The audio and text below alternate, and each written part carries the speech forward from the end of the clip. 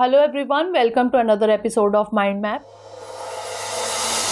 Today's topic of discussion is transformation of India's economy under colonial rule. First of all, we will discuss about the introduction of the topic. Then we will discuss about British impact, resistance and nationalism, education and reforms, and lastly, conclusion. First of all, moving on to the introduction of the topic. Pre-colonial vibrancy. Before British rule, India was characterized by a diverse economy. Its agricultural sector was robust, feeding a large population and supporting various arts, crafts, and manufacturing industries. India was also part of global trade networks, exporting silk, spices, and handicrafts. Now, moving on to British impact. The British East India Company's arrival marked the beginning of significant economic changes. The company and later the British Crown established monopolies, restructured traditional economic systems, and introduced policies that prioritized British interest over Indian prosperity. First is agricultural changes. Shift to cash crops. Colonial policies incentivized the production of cash crops like cotton, indigo, and tea, essential for British industries, leading to a decrease in the cultivation of food crops. This shift disrupted traditional agricultural practices and threatened food security. Land revenue systems. Systems like Zamindari, Raiyatwari, and Mahalwari were implemented, focusing on maximizing revenue. These systems often led to high taxes, indebting peasants, and transferring control to landlords or colonial administrators. Famines and impact. The focus on cash crops coupled with exploitative revenue systems contributed to several famines. The Great Bengal Famine of 1770 and later famines in the 19th century caused millions of deaths, highlighting the devastating impact of colonial policies. Second is industrial transformation. Under industrial transformation, first is deindustrialization of handicrafts. Traditional Indian industries, especially textiles, faced a severe decline due to competition from cheap British manufactured goods. This led to unemployment and economic distress in regions famous for their textiles and handicrafts. Railways and infrastructure. The British developed railways, roads, and ports primarily to facilitate resource extraction and movement. While this infrastructure development had some marginal benefits for local economies, its primary purpose was to serve colonial interest. Emergence of modern industries. Late in the colonial period, there was limited industrialization focusing on jute, cotton, and steel. These industries, however, were primarily geared towards serving British economic interest rather than fostering an independent Indian economy. Third is trade and commerce. Colonial trade patterns. India's trade was reoriented to serve the British economy. India became a supplier of raw materials to Britain and an importer of British finished goods, leading to a detrimental trade balance and the deindustrialization of the Indian economy. British trading monopolies. British companies, initially the East India Company and later others, dominated Indian trade.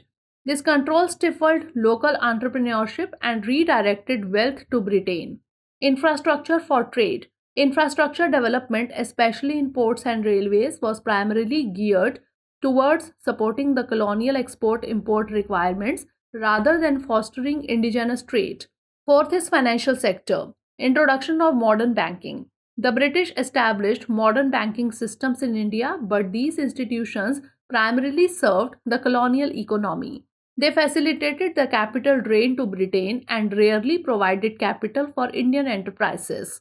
Investment patterns. Investments under colonial rule were directed towards sectors beneficial to the British economy, such as railways, plantations, and mines, often at the expense of local industry and agriculture. Socio-economic impact. Urbanization trends. Colonial economic policies led to the growth of cities, particularly around ports and administrative centers. These urban centers became focal points of colonial administration and trade. Labor migration patterns. There was significant migration from rural areas to cities and plantations, including those in other British colonies for work. Often these migrations were under exploitative conditions. Social stratification. New social classes emerged, including a Western educated elite who played a significant role in the independence movement. Traditional artisan classes suffered due to the decline of handicraft industries. Now let's discuss about resistance and nationalism. Economic nationalism and Swadeshi. Movements like the Swadeshi movement emerged, advocating for self-reliance and the boycott of British goods. This was a direct response to economic exploitation and aimed to revive traditional crafts and industries. Impact on national movement. The economic exploitation under British rule was a significant factor fueling the Indian national movement, with leaders often linking economic independence with political freedom. Education and reforms. Western education system. The introduction of Western education created a new class of Indians, bureaucrats, professionals, and political leaders.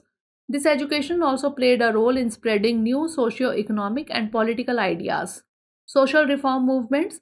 Educated Indians initiated various social reform movements addressing issues like caste, discrimination, women's rights, and more. These movements were partly influenced by the broader changes brought about by colonial rule. Now, lastly, moving on to the conclusion, the transformation of India's economy under British colonial rule was marked by significant shifts. Traditional agriculture was reoriented towards cash crops for British industries, leading to food insecurity and famines. The introduction of British goods caused the decline of indigenous industries, particularly in textiles, contributing to widespread economic distress. Infrastructure developments like railways primarily facilitated colonial resource extraction. Financial systems favored capital outflow to Britain, limiting local enterprise growth. These economic changes, coupled with social and educational reforms, profoundly impacted Indian society, laying the groundwork for economic challenges post-independence and fueling the push for national self-determination and independence. Now it's time for the practice questions. First of all, prelims-based question. Who opined that deindustrialization in India was a myth? Maurice de Morris, Albert Einstein, Michael Clarke, or J.S. Mill? You can send the answer of this question in the comment section. And now mains question. What were the key historical changes in India's agricultural and industrial sectors during British colonial rule, and how did these transformations impact the socio-economic landscape of the country? So that's all for today. Stay tuned for the next episode. Thanks for watching.